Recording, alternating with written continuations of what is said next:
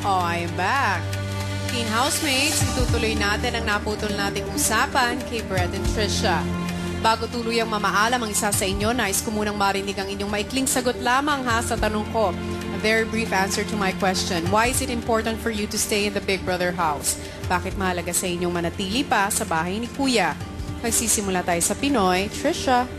It's important for me po to stay here because I know that I can do much more and I can show much more po.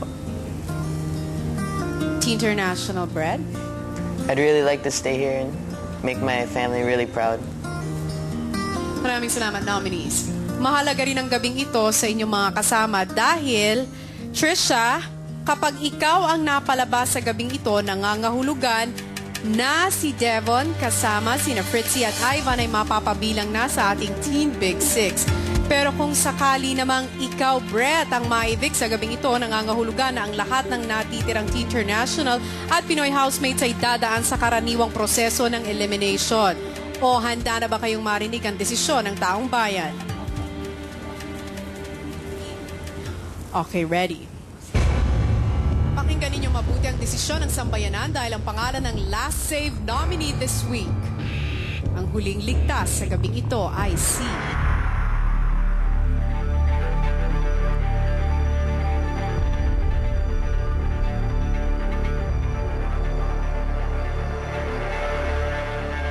Brett. Congratulations, Trisha. You have just been evicted from the Big Brother house. I'm sorry.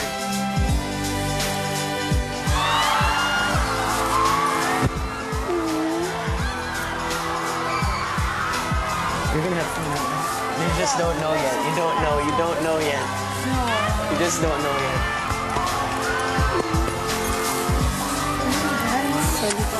Come on.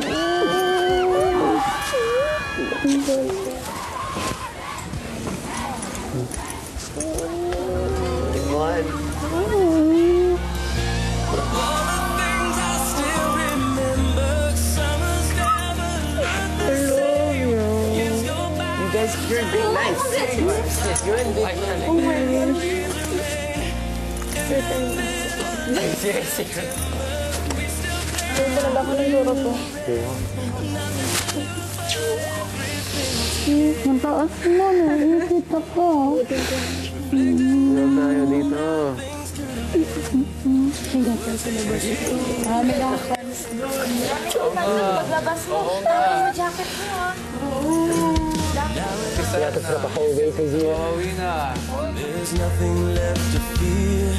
Salubungin na natin ang pinaka-latest evictee sa bahay ni Kuya. Let's all welcome Trisha!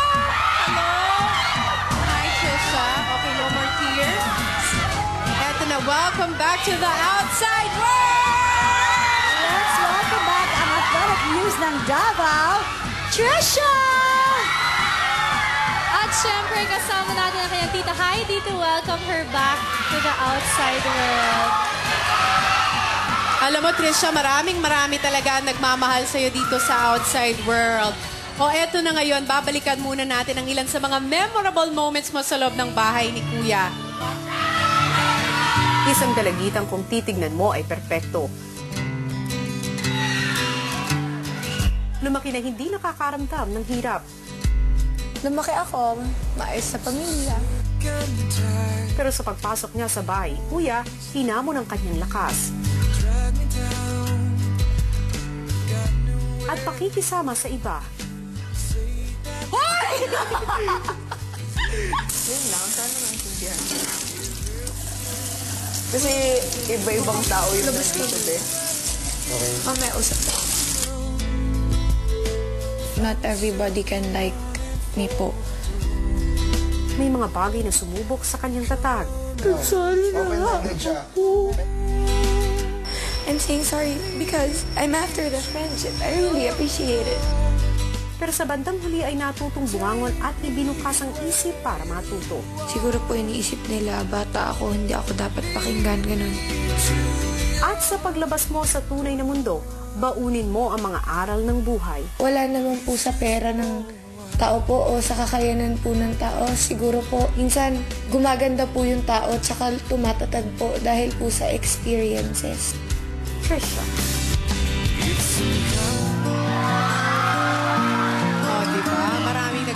sa'yo dito sa labas. Kaya no more tears for you. Eto na, kasi syempre, okay. Talagang pagmamahal. Hindi natin may deny. Pero ito muna, syempre may gusto tayo itanong kay Trisha para marinig naman natin ang kanyang saloobin. Sino nga ba si Trisha noon bago siya pumasok ng bahay ni Kuya? At sino naman ang Trisha na kaharap namin ngayon matapos mo maging housemate? Dati po, napaka-immature ko po, aaminin ko po sa inyo. Pero ngayon po, sobrang nag-improve po ako dito po sa bahay ni Kuya. Nakita naman namin ang pagbabago mo and we're very proud of you. At gaya ng lagi namin sinasabi sa lahat ng mga naging bahagi ng Team Housemate at Team Pinoy Big Brother, maraming salamat sa pagbahagi mo ng iyong buhay. Thank you. We've learned so much. Yes! Paano kaya nauwi ang resulta ng botohan sa paglabas ni Trisha? Ngayon naman, balikan natin ang save and evict votes. At this point, Yes, mga kapamilya, dito muna tayo sa right side, sa green side, ang save votes. Housemate A got 11.22%, Housemate B 3.44%, Housemate C 10.45%, and Housemate D pinakamataas na save votes with 26.12%. Dito naman tayo sa kaliwang side, ang votes to evict. Housemate A, negative 2.10%. Housemate B, negative 0.83%.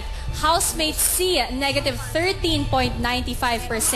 At si Housemate D, na may pinakamataas na save votes, ay siya ring may pinakamataas na evict votes, negative 31.89%.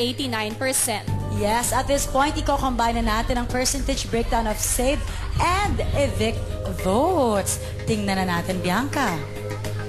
Ang nakakuha ng lowest net votes, negative 5.76%,